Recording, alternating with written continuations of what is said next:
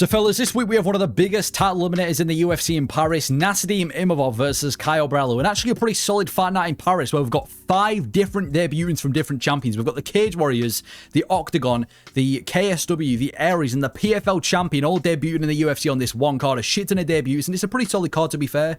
If I had to rank the card, I'm going to give it a 7 out of 10 for a fight night. Like I said, a lot of big debuts. The prelims are pretty stacked too. Decent main card, sick main and core main event. Like I said, Houthi and Saint Denis is going to be a banger. Imavov, Baralo, massive fight for the middleweight division. I give it a 7 out of 10, and it's in Paris too, and I feel like Paris is definitely one of the better crowds in the UFC. So we're going to be breaking down and going through each fight on the card, and we'll start off with Axel Sola versus Rhys Mckee. Axel Sola's debut in the UFC. Now, Axel Sola, big run on the regional scene, becoming a champion, and that's all there really is to it. He's got a lot of hype coming from the regional scene as he makes his UFC debut against Rhys Mckee, who had quite a big run in the regional scene, becoming a Cage Warriors champion. Came over to the UFC, got fed to the Sharks immediately, ended up losing to Chimaev in his UFC debut, then ended up losing to Alex Morono. He goes back to the regional scene, goes on a 3-fight winning streak, winning the Cage Warriors belt again, comes back to the UFC, goes 0-2 again, but he just got a really good KO in his most recent fight against Frunze as he absolutely battered him pillar to post. The style of Axel Sola is a fun walk forward striker with awful defense. He's never really on the back foot, is Axel Sola, always walking forward, but his defense is awful. I've seen clips of him on the regional scene. He gets caught and dropped a lot, so, you know, not the best defensively, but he has got pretty solid wrestling and judo. When he gets that body lock, he's got pretty solid judo, pretty good wrestling too, very well-rounded guy, but he's quite fun on the regional scene, high finishing rate. And for Rhys Mckee, he's a heavy-handed, dangerous kickboxer with really good hands. Yeah, Rhys Mckee, you look at his record, people think he's a bum, but he absolutely battered Michael Frunze in his most recent fight. He's actually a pretty solid kickboxer, he's got good hands, quite dangerous as well, and he's kind of made for dogfights. Nearly every single Rhys Mckee fight is a bit of a dogfight. He's got a ton of heart, great chin as well, but I think the issue is fight IQ. I remember that fight, I think it was with Angeluso, where he was winning early on, then ended up fumbling it due to his fight IQ. But I'm going to end up going with Axel Sola to win this one by decision. This is quite a big debut to, you know, debut in the UFC against Rhys Mckee, a guy who's experienced, but I'm kind of bought on the hype of Axel Sola. I know he's quite vulnerable on the feet. I don't think he's going to be a dominant winner. I expect him to get caught a few times by Rhys Mckee, but he's got a lot of hype coming from Francis Axel Sola, good grappling, good striking, and I just don't know if I trust Rhys Mckee. Like, he got that good win over Frunze, who was a debutant. Apart from that, he's been losing comfortably to everyone else. I know he's kind of been fed to the Sharks, but I feel like Rhys Mckee tends to fade after the first round, hasn't got the best fight IQ, enemy territory. I'm going to go with Axel Sola to win this one, but there's not too much confidence. Like I said, Sola tends to get hit a lot. Rhys Mckee's actually got pretty solid hands. I'm going to go with Axel Sola by decision, but I wouldn't be surprised if Rhys Mckee can pull his socks up and get a win here, but I'm going to go with Axel Sola by decision. Yeah, just kind of picks apart Rhys Mckee on the feet, mixes it up with the grappling, gets the decision win, and then we have the fight everybody's been waiting for, Shauna Bannon versus Sam Hughes. Now, Shauna Bannon came from a bit of a Taekwondo background before MMA, had an undefeated run in the regional scene, becoming a champion, comes over to the UFC, and so far she's 2-1 in the UFC with a good submission win against Pooja Tomar, the only Indian woman in the UFC. Earlier on this year, she takes on Sam Hughes, who had a nice run in the regional scene, loses her first 3 fights in the UFC, and since then she's kind of been, I want to say, a bit of a journey woman, but she's been winning more than she's losing. She got a good finish as well over Elise Reed a couple of years ago. The style of Shauna Bannon, she's a point Taekwondo fighter, not dangerous at all on the feet, no power, just a point Taekwondo fighter, and she kind of tends to throw the same kicks at range. I remember her most recent fight with Pooja Tomar, it was the same body kick over and over and over again. She kind of throws the same shit over again. On top of that, she's quick for a woman, but she's very beatable, can't really take much back, grappling's quite underwhelming. Like I said, she's not exactly the best defensively, just a kind of average point Taekwondo striker. Sam Hughes is an absolute dog for women MMA. She might not be the most skilled, but she's absolutely gritty, and that's kind of how she's been able to win most of her fights. She's essentially a wrestler with a good pace, good use of ground and pound too, likes taking the fight to the mat, and she has got pretty average striking. I'd say the better striker is Shauna Bannon, but she's very scrappy is Sam Hughes, and she kind of does a good job at kind of overwhelming these women when they're not expecting it, and therefore she's able to pick up a win. So I'm going to go with Sam Hughes to win this one by decision. I'm still not really bought on Shauna Bannon. Like, she had 3 wins in the UFC. She was losing to Pooja Tomar. Ali Sardaline's awful, and she got beaten comfortably by Bruna Brazil, and Sam Hughes has kind of had a bit of a career turnaround. I remember a couple of fights ago I was talking about Sam Hughes potentially being the worst woman on the roster, but I can't lie, she's beating these prospects. You know, every single time we put Sam Hughes in there with somebody they're expected to lose to, she ends up winning. And like I said, she's very gritty. She's got way better wrestling than Shauna Bannon. It's quite an experienced opponent as well for Shauna Bannon. So I'm expecting Sam Hughes to get this one done. Roughs up Shauna Bannon on the feet. I expect it to be semi-competitive, but Shauna Bannon likes the fights where it's at a very low pace. Sam Hughes has quite a high-paced fighting style. I expected to mix it up with the grappling and kind of just rough Shauna Bannon up with the grappling. So I'm going to go with Sam Hughes 30-27 decision. Yeah, Shauna Bannon, I'm not not going to say she's not UFC worthy, but I don't know, man. I'm just not really... I've never really been too impressed by her performances. She's got good striking. She's light on her feet. But I think you throw in there with somebody as gritty as Sam Hughes. I'm going to go with Sam Hughes to win this one by decision. Then we've got Brad Tavares versus Robert Bryzcek.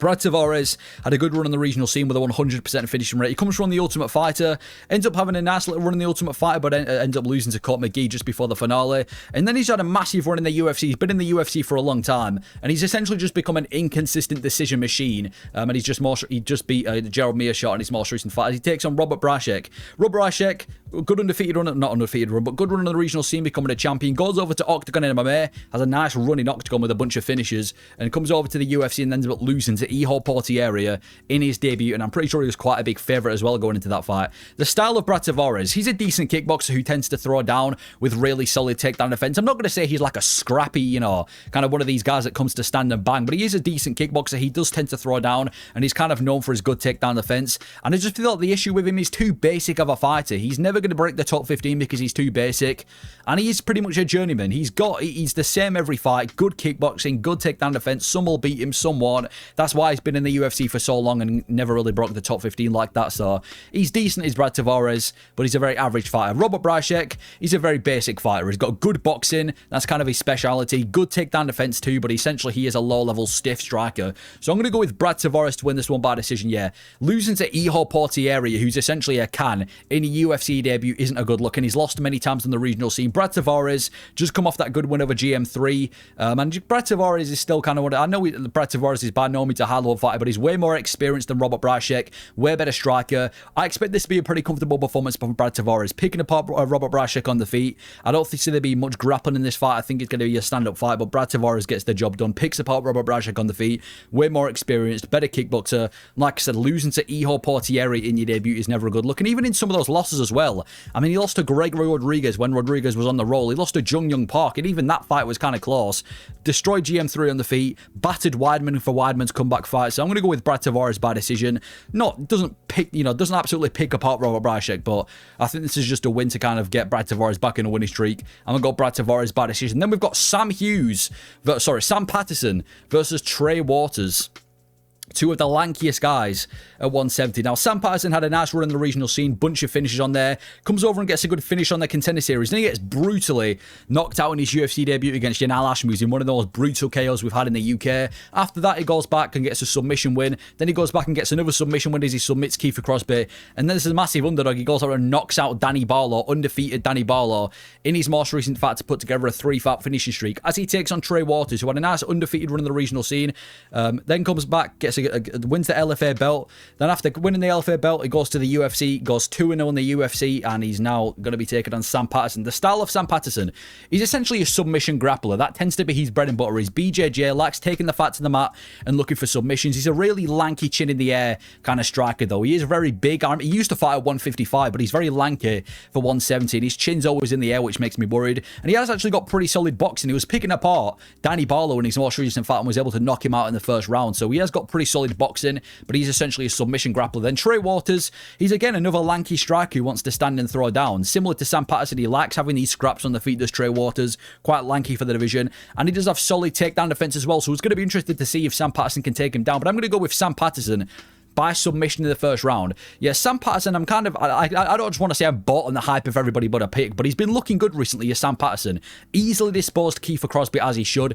Easily disposed Lanesi as well as he should. He's got really good BJJ, really good wrestling, and his striking's coming together too. He just took on Danny Barlow, this undefeated knockout, not knockout artist, but undefeated striker, and he knocked him out in the first round. Trey Waters, again, he's kind of been facing these lower level guys. He's been making it competitive on the feet and picking them apart on the feet, but I'm going to go with Sam Patterson by sub in the first round. I think he implements the grappling, able to secure the takedown on Trey Waters, and eventually finds the submission. Submission is his bread and butter in Sam Patterson, and I think now that he has the striking to go with it as well, I'm going to go with Sam Patterson by submission in the first round. I could see a world where Trey Waters can kind of, I don't want to say overwhelm, but land a big shot on Sam Patterson, because Patterson does kind of leave his chin hanging up in the air, but I'm going to go with Sam Patterson by submission in the first round. I'm looking forward to Sam Patterson Good step up in competition, but he's massively impressed me with every performance he's had. So I'm going to go with Sam Patterson by submission in the first round. Then we've got William Gomis with the debut of Robert Ruchala. William Gomis, good run on the regional scene, becoming a champion on the local scene. Comes over to the UFC, goes on a 4-fight winning streak, but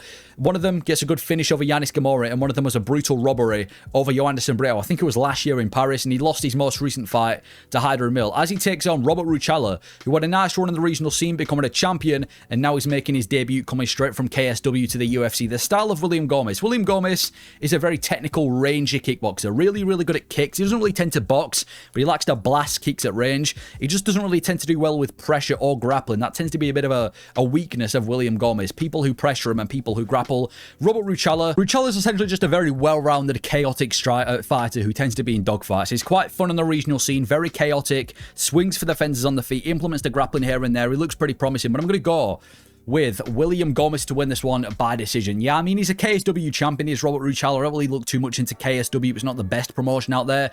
And William Gomis is still pretty talented. I mean, his most recent fight with Hydra Mill, he was losing that fight comfortably because he got overwhelmed on the feet, but he was doing well in that fight. He beat Brito. Yes, it was a bit of a robbery, but I just think it's going to be a William Gomis masterclass on the feet. He's coming off a loss. He's in Paris, his home territory. I'm expecting him to go out there and kind of pick apart Robert Ruchala. I've seen a little bit from Robert Ruchala on the regional scene from KSW. He looks talented, and I think he's kind of one of the better fighters coming over from KSW, but debuting against William Gomis, I'm not sure how good he's going to do. I think this could be a bad stylistic matchup for Ruchala, so I'm going to go William Gomis by decision. Picks him apart at range on the feet. I expect Ruchala to have moments here and there when he applies the pressure to William Gomis, but I'm going to go with Gomis by decision. Then we've got Rinat Fakhretdinov versus Andreas Gustafsson. I'm actually really looking forward to this fight. We've got Rinat Fakhretdinov, who had a massive run on the regional scene, becoming a champion. He was a massive prospect coming over to the UFC. Wins his UFC debut against Andreas. Then he ends up beating Brian Battle in his next fight. After that, he goes out there and brutalizes Kevin Lee when he finishes him in about a minute. After that, he has a draw with Zaleski dos Santos and puts together 2 wins, but one of those wins was against Carlos Leal, which I still think is the worst robbery of 2024. He should not have won that fight with Carlos Leal. As he takes on Andreas Gustafsson, Gustafsson had a nice run on the regional scene, got a good finish on the Contender Series, and just absolutely mauled Chaos Williams in his UFC debut. I think it was at UFC 316. The style of Rinat Fakhretdinov. Rinat Fakhretdinov is essentially a takedown spammer with low submission threat. He's a wrestler. He spams takedowns consistently. He doesn't really have the most submission threat, or just not really much danger in the UFC. He's not the most dangerous guy on the feet. He's not the most dangerous grappler. I think that fight he had with Kevin Lee kind of put a lot of false hope into Rinat Fakhretdinov and people's perceptions of him, and he just barely beats every opponent and gets gifted with a decision. The fight with Zaleski dos Santos, the fight with Carlos Leal, the fight with Nicolas Dalby, all of these fights he arguably lost. So he's been on the very lucky end of many decisions. Andreas Gustafsson is the definition of all guns blazing. He's just absolutely reckless. He mauls you with the grappling, roughs you up while doing so. His most recent fight with Chaos Williams, you just smothered him in the clinch, beat him up in the clinch, and he absolutely roughs people up, always walking forward. And he's got an amazing stamina. People like to call him the Marab of the welterweight division. He just overwhelms people, always in your face, always roughing you up in the clinch. And he has got one of the more entertaining styles. And I'm actually going to go with Andreas Gustafsson to win this one by decision. I feel like the only reason people are picking Rinat is because of his record. I'm really not bought on the hype of Rinat. You look at Andreas Gustafsson, he fought Chaos Williams in his debut, and that ain't an easy guy to debut against. A powerful guy on the feet who's got KO ability, and he fucking mauled Chaos Williams, roughed him up in the clinch, was roughing him up on the feet, slashed him open with elbows, beating him the grappling exchanges. He's got an amazing stamina too, and Rinat Fakhretdinov just hasn't looked that impressive. He can barely get his takedowns going when he's facing Nicolas Dalby and Carlos Leal. Every now and then he'll get a takedown, but not with much, not with much going with them. He's striking, I'd say he's on a similar level to Gustafsson, but I'd say Gustafsson's a better striker. As far as gas tank goes, I'm going to give that to Gustafsson too. I think Gustafsson's going to have a field day with Rinat Fakhretdinov, applying pressure with him on the feet and just beating him with striking. I think the grappling of Andreas Gustafsson is going to be enough to neutralize any takedowns from Rinat Fakhretdinov. I think we are going to see Gustafsson take him into deep waters. Like I said, Rinat hasn't got the best gas tank. Andreas Gustafsson has one of the best gas tanks I've seen at 170, literally just always going forward like a fucking sports car. So I'm going to go with Gustafsson to win this one by decision. I can't wait to see Gustafsson, one of the more entertaining scrappers right now in the UFC. So I'm going to pick him to beat Rinat Fakhretdinov. Not bought on the hype of Rinat. I think Gustafsson gets this one done, roughs him up in every grappling exchange, and picks him apart on the feet and overwhelms him. I'm going to go with Andreas Gustafsson by decision. Then we have Marcin Tybura against another debutant, as he takes on Ante Delija. Now, Marcin Tybura is essentially heavyweight's best journeyman. He had a good run on the regional scene, becoming a champion, actually beating Ante Delija as well in his most recent recent fight on the regional scene. He comes over to the UFC, ends up losing most of his first couple of fights in the UFC, but after that, he manages to win. I think it was, what, 10 of his next 13 fights. He took a couple of finish losses, got submitted by Sergey Spivak, lost to Tom Aspinall, and lost to Alexander Volkov. But apart from that, he's beat everyone, and he's now on a 2-fight winning streak, and he's roughed up Denise and beaten Mick Parkin, another training partner as Tom Aspinall, as he takes on another training partner of Tom Aspinall in Ante Delija, who's had a big run on the regional scene. Also, like I said, losing to Marcin Tybura by finish. Then he goes over to PFL, and he's had a nice run in PFL as well, becoming a champion, also managing to beat head for head of the guy that Francis Ngannou ended up fighting. Then he is a training partner now of Tom Aspinall. So it seems like Marcin Tybura is trying to get through the Aspinall gym, and he's just shut down 2 prospects as well as Marcin Tybura. The style of Marcin Tybura, he's good everywhere the fight goes. Everywhere the fight goes, grappling, durability, striking. Marcin Tybura is good, but he's not great. He is the definition of a really good fighter, just not elite. He's known to be durable and gritty. That's kind of where he exceeds. He's a very gritty, experienced and durable fighter, and he's experienced enough to beat prospects like Denise, like Mick Parkin, but he's just not good enough for the top contenders. You give him any top contender, he's going to lose. You give him any inexperienced prospect, he's probably going to win.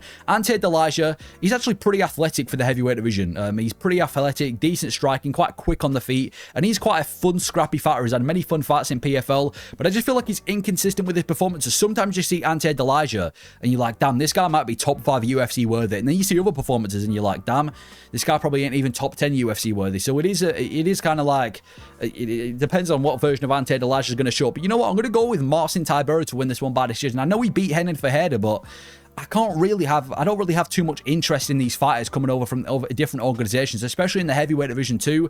Ante Delija looks talented in that, but I don't know, man. Marcin Tybura has been working, man. The guy's won 10 out of his last 13 fights. His only losses have been to Sergey Spivak by submission, a stylistic nightmare that he's beaten before, Tom Aspinall, and Alexander Volkov. He's literally only been losing to some of the best. Apart from that, he's been shutting down every prospect he's been given against, and I expect him to do that to Ante Delija too. Delija isn't a prospect. I'm pretty sure the guy's 35 years old, and like I said, he's a fun scrapper coming over from PFL, but he's too inconsistent with his performances. We've just seen Marcin Tybura fight an Aspinall teammate in Mick Parkin and beat him pretty comfortably too, so I do think this is a step up for Marcin Tybura based off what I've seen with Ante Delija. Like I said, it's never a slick striker with decent submission ability, but I'm going to go with Marcin Tybura.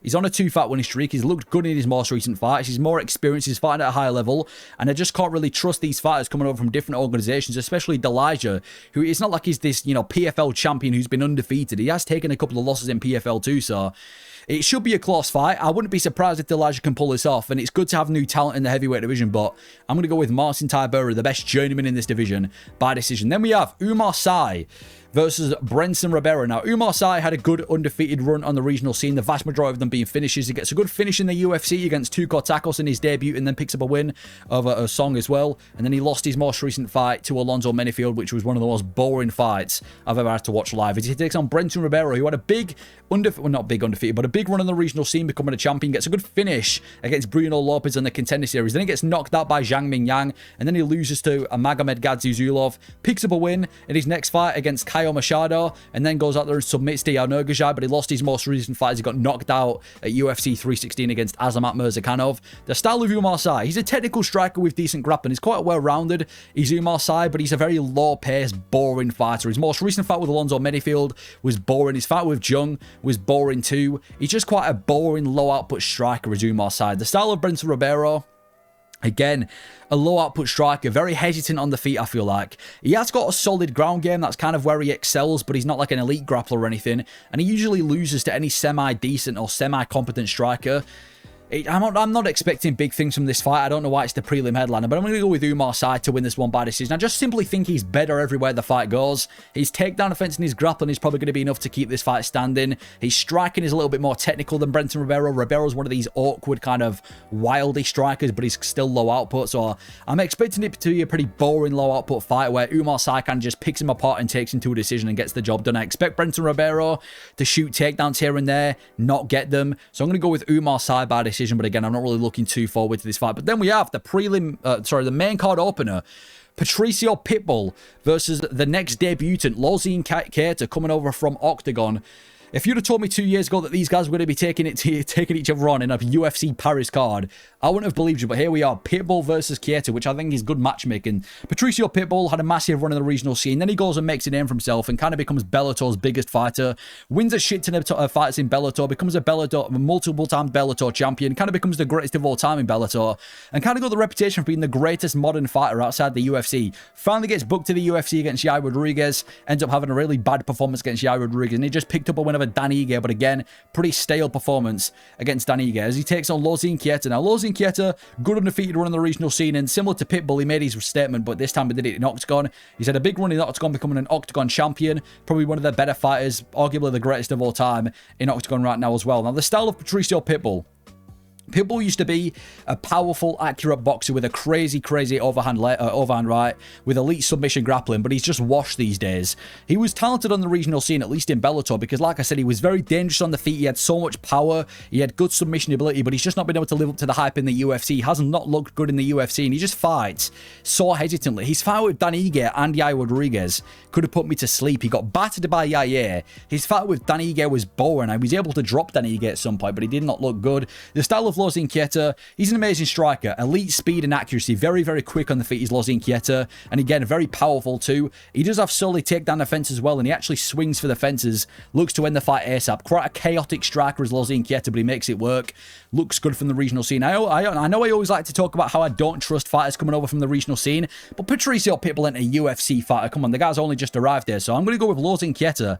I'm going to pick him to win this one by TKO in the second round. I really don't see this fight going to a decision. You've got two powerful guys on the regional scene. I think what separates them, though, is Losene Keita, as I feel like he's a lot more kind of in your face, and he actually looks like he wants to win. Pitbull has not lived up to the hype in the UFC so far. It looks like a bit of a punching bag. Looks like he's frozen, and obviously we haven't seen Keita in the UFC so far, but the way that he fights, he's always in your face, always swinging, very, very quick as well, much faster than Patricio Pitbull too, so I'm expecting Keita to go out there and get a good land the big shot on Patricio Pitbull. Like I said, they're quite evenly matched. Again, they've both come from different organizations on the regional scene, now fighting in the UFC. But like I said, what separates them is the age, the speed, the willingness to go out there and get the win, which I've seen from Losene Keita. And Patricio Pitbull, I mean, he arguably lost to Dan Ige, and Dan Ige is not exactly a hell of a fighter, and that was a boring fight too. He got the shit kicked out of him by Yair Rodriguez. Again, it's a tough one to call because we haven't seen Keita in the UFC, but from based off what I've seen in the regional scene, I'm going to go with Losene Keita to win this one by TKO in the second round. Lands a big shot on Patricio Pitbull, which tends to not be too difficult based on the Ige and Rodriguez performance. Finishes Patricio Pitbull, gets the job done. I'm going to go with Losene Keita by TKO in the second round, and hopefully we can have somebody come over from the regional scene and actually make a stamp in the UFC, rather than, you know, keeping up with the common theme, which tends to be hype from the regional scene, fail in the UFC, and then just repeat. So I'm going to go with Losene Keita by TKO in the second round. We have Harry Hardwick making his debut on short notice in the UFC. I've been waiting for this guy to get in the UFC. He takes on Kaue Fernandes. Now, Harry Hardwick has a brother in George Hardwick. They're kind of dominating the regional scene, and he's been looking pretty good in Cage Warriors. He's the Cage Warriors champion right now, and he steps in on short notice against Kaue Fernandes. Now, Kaue Fernandes, good run on the regional scene, becoming a champion. Lost his UFC debut to Mark Chikadze, but then after that got a good KO in his next fight and just beat the absolute crap out of Guram Kutadladze in his most recent win. The style of Harry Hardwick, he's a really high-paced, exciting fighter. He's been hyped up on the regional scene as Harry Hardwick. Very high-paced, very exciting. He does well on the feet. He can strike, but he kind of prioritizes in the grappling. He's got really good back takes, really good sweeps. His submission ability is pretty good too. I just feel like he's a bit of a regional warrior, like one of these guys that has a ton of hype and absolutely wrecks everybody in Cage Warriors, but then when he steps up to the big league, he doesn't do as well. We saw his brother, George Hardwick, in the Contender Series, and he couldn't get past the Contender Series, but he dominates the regional scene, so it depends on how good he looks in the UFC. Now, Kaue Fernandes, he's an amazing kicker. Blast leg kicks and kicks at range, solely take down the fence, and he usually struggles with the gas tank the later the fight goes on. That's kind of where he tends to slow down, but he's really good on the feet, good take down the fence too. I'm going to go with Kaue Fernandes by TKO in the second round. I think he beats the absolute shit out of Harry Hardwick. I don't want this to happen. I like Harry Hardwick. He's got a good style. He's from the UK. He's got a fun style, like I said, but short notice against Kaue Fernandes. Kaue Fernandes was a tough fight for Fares Ziam. This guy's actually pretty talented at 155. He just took on Guram Kutadladze, who had a ton of hype behind him a few years back. He had Ilya and Hamzat in his corner, and he just beat the crap out of Guram Kutadladze. I'm a bit of a fan of Kaue Fernandes, this fast, powerful, blasty kickboxer, and Harry Hardwick, like I said, I just feel like he's a bit of a regional warrior. I'm not sure how well he's going to do in the UFC, especially not on short notice against Kaue Fernandes, who, like I said, he ain't no can. He's actually legit in the UFC as Kaue Fernandes. Probably one of the better, like, top 20, top 25, unranked 155ers out there. So I'm going to go with Kaue Fernandes by TKO in the second round. I think he just completely picks apart Harry Hardwick in the first and gets the finish in the second, but if Harry Hardwick can get a win on short notice, this would be massive for his UFC. Well, this would be massive for his career because, like I said, there's a lot of hype around him on the regional scene. Same with his brother. If he can go out there and beat Kaue Fernandes in France on short notice, it's going to be massive. But I'm going to go with Kaue Fernandes. TKO in the second round. I mean, it's on short notice against a much easier opponent, and he's actually pretty talented, is Fernandes. I'm going to go with TKO in the second round for Kaue Fernandes. Then we have some Brit-on-Brit violence. Modestas Bukauskas against Paul Craig. Now, Modestas Bukauskas had a big run in the regional scene, becoming a Cage Warriors champion. Ends up getting a good KO win in his UFC debut. Then he ends up going and losing 3 in a row, including getting knocked out by Jimmy Crute and absolutely snapping his leg against Khalil Roundtree. He then picks up 2 more wins on the regional scene, becoming Cage Warriors champion again. Comes back to the UFC, picks up 2 wins, gets knocked out by Vito Petrino, and since then, he's now been on a 3-fight winning streak with 2 finishes over Rafael Sequeira and Marcin Patterson. Now, Paul Craig is a submission artist. He comes from the regional scene with a 100% finishing rate, becoming a champion over Bama, gets a good submission win in his UFC debut, loses his next 2 fights, including getting finished by Tyson Pedro and Khalil Roundtree, gets a submission over none of them, Mr. Ankalaev himself, and is still the only guy to ever beat Magomed Ankalaev. And then he goes on a bit of a run in the UFC, including finish wins over Jamal Hill and Nikita Kralov. But after that, he's kind of had a bit of a downfall. He ends up losing to Volkan Oezdemir, then he gets knocked out by Johnny Walker, finishes Andre Muniz down at middleweight, but then he gets submitted in a main event against Brendan Allen, knocked out by Kyle Browler, loses to Bo Nickel, and he just got a no contest win over Adolfo Bellato, where he upkicked him, and Bellato acted that he couldn't fight, so it ended up being a no contest. The style of Modestas Bukauskas, he's a technical striker for the light heavyweight standards with solid power, but he's by no means elite. Yeah, he's got pretty powerful hands as Modestas Bukauskas, and he's a technical striker. He trains with Tom Aspinall, but he's by no means elite. He's got solid takedown defense too. I feel like he's just one of these top 15 gatekeeper type guys. He's not good enough for the top 15. He's good enough to beat unranked guys. He's a technical guy, Modestas Bukauskas. I just don't think he's like elite or anything. And Paul Craig, he wants to submit you. It's pretty simple. He's awful everywhere, aside from BJJ. He spams body kicks over and over again, and his style pretty much consists of him pulling guard and hoping that he can pull off a triangle, and he never improves. His wrestling has never improved. His stand-up has never improved. It's literally just pulling guard, hoping that people are going to fall and get a triangle choke, which people are catching on to and nobody's doing. So I'm going to go with Modestas Bukauskas by decision. I don't see Modestas Bukauskas taking too many risks. I feel like if he drops Paul Craig, he's not the type of guy to try and go for the finish. He's just going to let him get back up. And he's quite a smart guy, Modestas Bukauskas, but yeah, he's a way better striker than Paul Craig, but way more technical on the feet than Paul Craig, especially Paul Craig moving up a weight class to the light heavyweight division. I think Modestas Bukauskas probably picks him apart on the feet, avoids any grappling. He's got decent takedown defense. I know people are going to be like, oh, Paul Craig's beating the likes of Ankalaev and Hill, and you're saying he loses to Bukauskas. Yes, that's exactly what I'm saying. Paul Craig never improves. No one's going to fall for the shtick of falling into the triangle. And I feel like this is probably going to be Paul Craig's last fight. If he loses another fight, especially in a different weight class, I can't see the UFC keeping Paul Craig around. So as much as I want Paul Craig to win to save his contract, I'm going to go with Modestas Bukauskas by decision. Picks him apart on the feet, beats him on the feet, takes him to a pretty risk-free decision, and gets his hand raised. I'm going to go with Modestas Bukauskas. Then we have the featured fight, Balaji versus Mason Jones. Now, Balaji, good run on the regional scene, becoming a champion, gets a good finish on the Contender Series, then gets a good decision win over Timmy Kwamba, and then gets submitted by Chris Duncan, but got a good win in his most recent fight against Michael Aswell, as he takes on Mason Jones, who had a really good undefeated run in the regional scene, becoming a Cage Warriors champion. Has a bit of I guess a weaker run in the UFC, where he ends up getting cut from the UFC. He goes back to Cage Warriors, gets ends up finishing 3 of his next 4 fights, then comes back to the UFC against none other than Mr. Jeremy Stephens. Just beat Jeremy Stephens earlier on this year to keep his UFC contract. The style of Balaji, he's a pressure striker, but he's not particularly dangerous on the feet. He wants to pressure you on the feet with his boxing, get you against the cage, but he's not exactly dangerous, and his grappling absolutely sucks too. He gets out grappled in most fights. Mason Jones is a really good wrestler and grapple. That's kind of his bread and butter. He's a fun fighter, but he's very hittable on the feet. I remember his most recent fight with Jeremy Stephens. He got caught quite a lot on the feet in the first 2 rounds, and he's got great submission ability and great ground and pound. He is one of the better wrestlers coming out of the UK, but again, he's not like an elite fighter or anything. I'm going to go with Mason Jones to win this one by decision.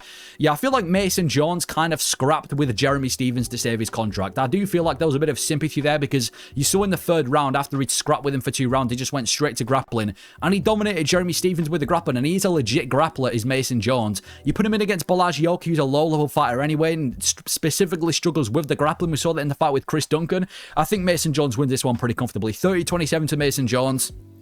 Out grapples Bryzcek, takes him down round after round and just mauls him. Even if the fight does stay standard, I don't think Bryzcek is that big of a threat on the feet. I think he's got less threat than Jeremy Stephens, so I'm going to go with Mason Jones by decision. Out wrestles Bryzcek across 15 minutes, takes him down, beats him with the ground and pound, and he's a talented grappler too, is Mason Jones. He's not just a control wrestler, he does well at mixing the ground and pound up with the submissions too, so I'm going to go with Mason Jones by pretty dominant decision, just out wrestles and mauls Bryzcek across 15 minutes. Then we've got Benoit Saint-Denis versus Mauricio Hufy, which on paper might be one of the most exciting fights you can possibly make in the UFC. Now, Benoit Saint-Denis is a former Marines officer over in France. He had an undefeated run in the regional scene with a 100% finishing rate. He ends up losing his UFC debut to Zaleski dos Santos and then goes on an absolute tear at 155. 5 straight wins, 5 straight finishes, including a brutal KO over Matt Frevola. Then he gets a huge step up against Dustin Poirier, where he gets knocked out by Dustin Poirier, and then he main events against Renato Moicano last year in Paris, gets mauled by Moicano, and he's just coming off a pretty easy win over Kyle Prepolek, where he was always going to win this fight. It was a free win for Benoit Saint-Denis, as he takes on Mauricio Hufy, who has a very, very high KO rate, dominates the regional scene, becoming a champion, comes over, gets a good finish on the Contender Series against Khabib's opponent, dominates Jamie Mullarkey in his UFC debut, dominates James Lontop in his next fight, and just got a really good spinning wheel kick as one of the best KOs of 2025 against King Green. The style of Benoit Saint-Denis, he is a marauder, and he's essentially just a pressure fighter with amazing wrestler and ground game. He's always pressuring you on the feet. He's got really good wrestling and ground game. That's kind of where he specializes, but he can strike. You know, he was able to knock out what's his name, Matt Frevola, in the way that he did. But I do feel like he's kind of slowed down and is a little bit more hesitant since that Dustin Poirier KO loss. The style of Mauricio Hufy, he's one of the best karate stance rangy strikers in the UFC. He masters range perfectly. He's got the karate stance. A lot of people compare him to 145 Conor McGregor, and he's kind of known for elite accuracy and timing. His timing and accuracy, just like all the fighting nerds, is elite. He's able to catch people all the time on the feet, and he just throws some wild shit, and he makes it work. I remember that scissor sweep he did against Jamie Mullarkey, that no-look uppercut he did against James Lontop. He does kind of throw a lot of wild shit. I mean, his most recent KO over Bobby Green, that spinning wheel kick, is a really fun striker, is Mauricio Hufy. I'm going to go with Mauricio Hufy by KO in the first round. I'm really bought on the hype of Mauricio Hufy. He's coming out of the best gym in the UFC right now, the Fighting Nerds, or at least the hottest gym. And I don't see Mauricio Hufy, I don't see Benoit Saint-Denis being the type of guy to fraud check Mauricio Hufy. Hufy's known for good takedown defense. He's never struggled with takedown defense in the UFC. Benoit Saint-Denis has got good grappling. I assume he's going to come with a grapple-heavy game plan. But I see Mauricio Hufy keeping this fight standing.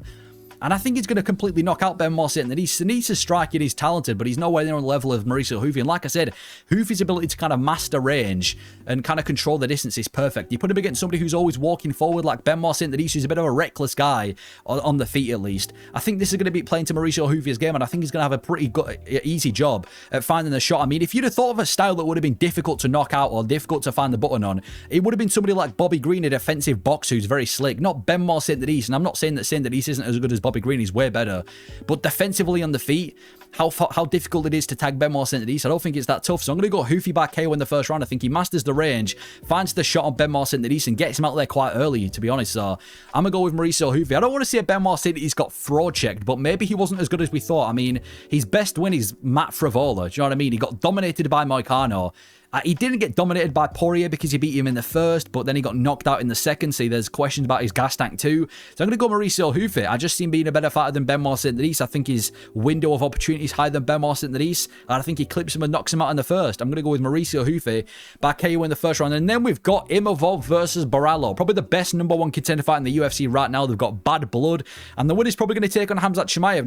Now, Nassourdine Imavov came from the regional scene, becoming a champion, gets a good win in his UFC debut, then he loses to Phil Hawes, puts together a 3-fight winning streak with 2 finishes, main event against Sean Strickland, loses to Strickland, has a no contest against Chris Curtis, main event against Roman Dolidze, beats Roman Dolidze, main events against Cannonier, finishes Cannonier, and then he beats Brendan Allen last year in Paris, and he's just main evented against Israel Adesanya earlier on this year, and he knocked out Israel Adesanya as the #1 guy in the middleweight division, as he takes on Caio Borralho, who had a good run in the regional scene, becoming a champion, comes over and grapples Gelton Almeida, actually loses to Almeida, obviously, in grappling. And then he goes over to the Contender Series, wins on the Contender Series, but he doesn't get a UFC contract, so he has to go and get a finish on the Contender Series the second time around. And after that, he's just put on a massive winning streak in the UFC with 2 finishes over Mckee and Paul Craig. He also grappled Brendan Allen recently as well and beat Brendan Allen in a grappling match, as he's coming off a main event win over Jared Cannonier. The style of Nasty Imavov, he's a very, very technical striker, probably one of the most technically sound strikers in the middleweight division, and he hits pretty hard as well, and he kind of roughs people up on the feet. Is Nasty Imavov clearly packs a punch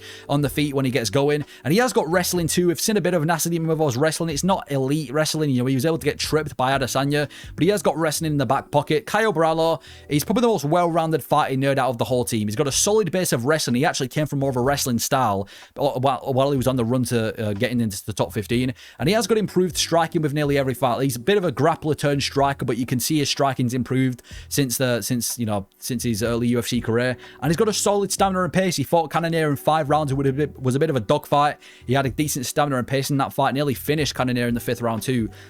This is a tough fight to pick. I actually think this is arguably more 50-50 than Dricus versus Chimaev, because you've got the fighting nerd versus Imavov, the guy who just knocked out Adesanya. 2 kind of similar styles with their striking. 2 guys who deserve a title fight. It's a tough one to call, but I'm slightly leaning towards Caio Borralho getting this one done by decision. I can't really say why too much. I just feel like, first of all, he is more well-rounded than Imavov. I do expect to see Borralho implement the grappling in this fight. It's across 5 rounds. It's a 25-minute fight. I don't think Borralho's going to be flashy. I think we're going to see a bit of a grappling base from Borralho early on. And even if the grappling doesn't get going, I think Borralho, yes, he's a lot more, I guess, you know, hittable than Imavov, but he's also got really technical striking coming out of the fighting nerds. He's been out for a year, but I don't see that being too much of a problem. And he just grappled Brendan Allen as well. I know Allen also lost to Imavov, but in that first run with Imavov, Allen was dominating Imavov with the grappling, and we've just seen Borralho out grapple Allen too, if you know what I mean. So it's a tough one to call. I'm just going to go with Caio Borralho by decision though. Coming from the fighting nerds, very well-rounded guy, coming with the wrestling. I expect his pace to not be an issue across 5 rounds as well. Neither of them have an issue across 5 rounds. I think if anybody's going to get a finish in this fight, it's probably going to be Nasty Imavov. He seems to be the more dangerous striker, coming off that knockout over Israel Adesanya, and I'd say he has probably got sharper striking than Caio Borralho, but Borralho's improving every fight with his stand-up. He's a much better wrestler, not much better, but he's a better wrestler than Imavov. He's a lot more well-rounded. He's on this big winning streak too, so I'm going to go with Caio Borralho by decision. And we've seen Imavov get outstruck before as well. I know this was years ago and he's one of the best, but he got outstruck by Sean Strickland in the main event too. You know, like I said, dominated in the first round by Brendan Allen. We haven't really seen Borralho struggle too much in any of his recent wins, so I'm going to go with Caio Borralho by decision. With the wrestling, implements the grappling early, does well on the feet to keep it competitive. Not much breakdown in this fight because, like I said, it's super close, but I'm going to go with Borralho to win a decision. Hopefully after that, we can see Borralho get a title fight against Khamzat Chimaev. Now, our bonus predictions. I think the first bonus will go to Losene Keita. Yeah, he's debuting in the UFC with a bit of hype, obviously being a champion over an octagon, and I think he knocks out Patricio Pitbull. I don't see that fight going the distance. I think he sleeps Patricio Pitbull, and they're going to give a bonus for that to kind of build the hype of, well, not to build the hype, but to kind of reward the hype of Losene Keita. The second bonus is going to go to Mauricio Hufy. There's no way that Hufy on Benoit Saint-Denis doesn't get a bonus. It's either going to be a brutal finish on either end, or it's going to be a 3-round dogfight. And I think Mauricio Hufy is going to get a first-round finish, and therefore is going to get a good bonus. And I think the third one's going to go to Andreas Gustafsson. Andreas Gustafsson, like I said before, is like an all guns blazing style, always in your face, always putting the pressure on. I think if he can really make a dogfight out of the fight with Rinat Fakhretdinov, we might see Andreas Gustafsson get a bonus too. But those are my picks for UFC Paris. Let me know if you agree, disagree with the picks that I've made, and let me know your thoughts. Thank you for watching.